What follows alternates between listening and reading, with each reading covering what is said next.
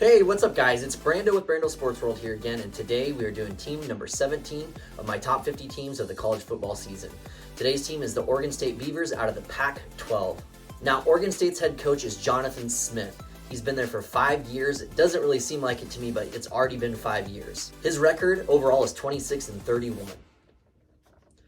Last year, they had a 10-3 overall record with a 6-3 conference record. It's really awesome to say that the Oregon State Beavers had its first double-digit winning season since 2006. Now, the strength of this team is going to be... Now, the strength of this offense is sophomore running back Damian Martinez. He was just named the Pac-12 Freshman Newcomer of the Year. Now, with 4 or 5 offensive linemen returning from that 2022 season, you can almost ensure that Oregon State is going to have a very successful offense this year. Now we can insert DJ Uiagalelei. I know I butchered the last name and I'll probably never get it right, so please forgive me, but he was a good quarterback that came from Clemson. And honestly, now that he's been named the starting quarterback for you guys, I think it's already going to add an extra dynamic to an already potent offense.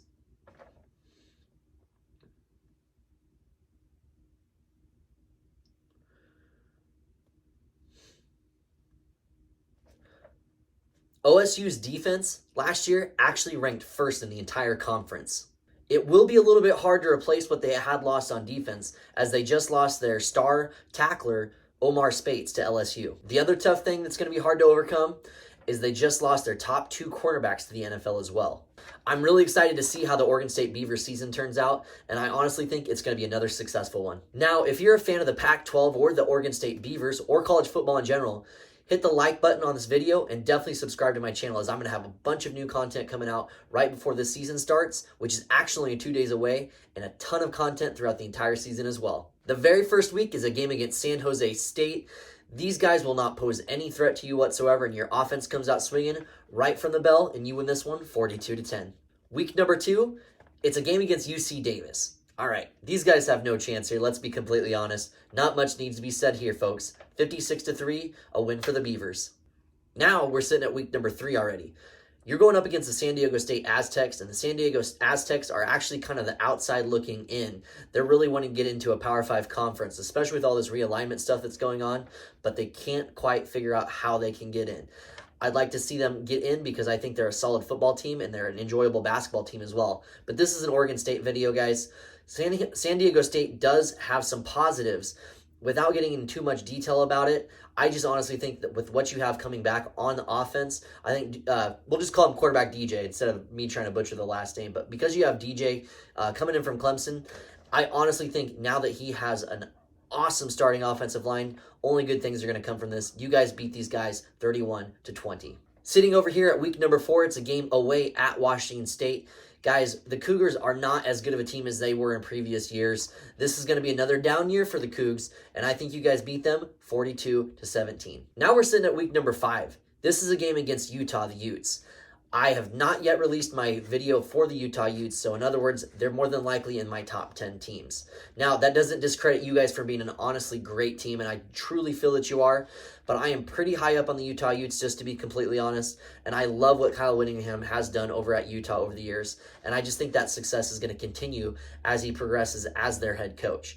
Now, Jonathan Smith is an up-and-coming head coach. He's done very well at Oregon State, and I hope he sticks around long-term for you guys because I am truly enjoying the success that you guys have. Unfortunately, I have you losing a very close game, 28-27 to the Utes this year. Now we're sitting at the next game here. It's an away game at California. The Cal Bears are not a good team. Honestly, probably one of the worst teams in the Pac-12, and I'm proud to say that you guys shouldn't have too many issues with these guys. I think you handle your business here. You win this one 35-20. The next week is a game against UCLA. Honestly, other than Utah, this is easily the second hardest game on the schedule so far. And what Chip Kelly has finally started getting accomplished over there at UCLA is nothing short of incredible. In fact, he's lucky because at some point he was certainly on the hot seat. And if he wasn't completely on the hot seat, it was questionable to put him on there. And I tell you what, it's a good thing that they've been sticking around with him and giving him an opportunity to build that program because they've been doing some good things, and it's evident based on last year's record. Now, I think this is going to be a good game for you. I think that you guys end up showing up, and I think that you actually win this one 31-28. I think this could be a toss-up game, and it's going to be tough. If you win this game, this could really define where you're at for the season, and only good things will come from winning it. If you lose this game, well, buckle up because this might end up being a long season. I don't think that it goes down that path, but just keep it in mind. I have this as a toss-up game, and I have you guys winning it 31-28. The following week is a game at Arizona, the Wildcats. Honestly, guys, I don't think they're going to pose too much of a threat to you. However, after the most recent game with UCLA, I feel like it's going to be tough to get those high-scoring points that I would normally pick for you guys, as you guys are going to have a potent offense. I think this is not a trap game. I won't call it a trap game, but I think this is going to be a closer scoring game than it actually is. The reason being is because I feel like Arizona's going to have a garbage touchdown late in the fourth quarter. But in all honesty, you guys control the whole portion of the game where it really matters. And at the end, where it really matters is winning it. And I have you guys winning this one 38-27. Now the following week is a game at Colorado. If you've seen any of my other videos from time to time, some of the other videos have their opponent as the Buffaloes. I do not believe the hype whatsoever at Colorado. This was a 1-11 team last year. Now they have Deion Prime Sanders coming in from Jackson State. You know, he brought his kid and a couple other star players. But I tell you what, that complete roster overhaul is going to impact them this year. I think they're trying to build some type of culture. I don't think it's a very good culture. That's my personal opinion. You know, I know there's a lot of people that are fans of Deion. I personally am not. I'm not all flash and glam. I'd rather have a team, you know, more like a Big Ten team, because I'm a Nebraska fan. Granted, you know, 90s more or less. But the point being is that I like that smash mouth type of football. That team is not it.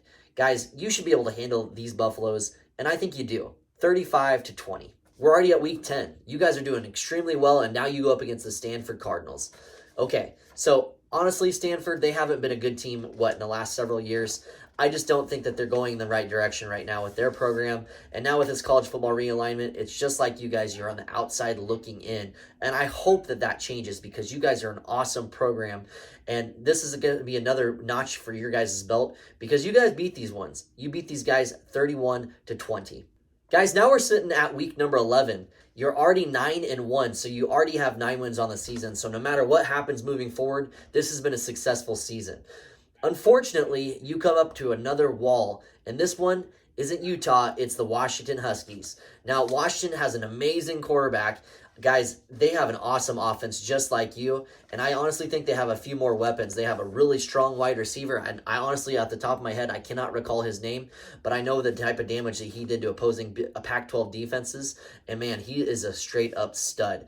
So I'm looking for Washington to do some really good things here on offense, and I think they kind of take it to your guys' defense, especially after you lost your star linebacker from this previous year.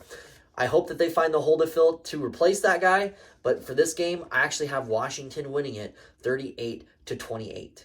Now we're sitting at week 12. This is an away game against your rivals, the Oregon Ducks. I have not released an Oregon Ducks video yet either, and I'm actually pretty high on them as well.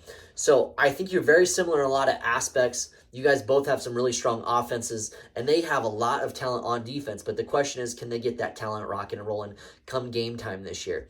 I think that they do that, and I think that they are a solid team. Otherwise, I would have already released the video, of course. But to be honest with you, this is a very close game. This is going to be a toss-up game. And I just have a hard time picking against the Oregon Ducks for this one. And then that's not to discredit you guys, because you have a hell of a program and only good things are going to come from it this year. So I have you losing this one in a heartbreaking loss, 31-30. Now, again, that does not discredit you guys as a program, because you're 9-3. No one would have predicted Oregon State Beavers to do well over the last several years, but you showed up and you showed out this last year, and Jonathan Smith is still here. I really hope he sticks around and coaches for you guys for another 5 years or longer, and just really shows what Oregon State Beaver football is all about. So I have you losing that one in a close call, guys. With that being said, I sincerely appreciate you guys so much for tuning into this video. Please check out some of my other videos, but certainly like this one, especially if you're a Pac-12 person. Thank you so very much for tuning into my videos, and as always, I will see you on the next one.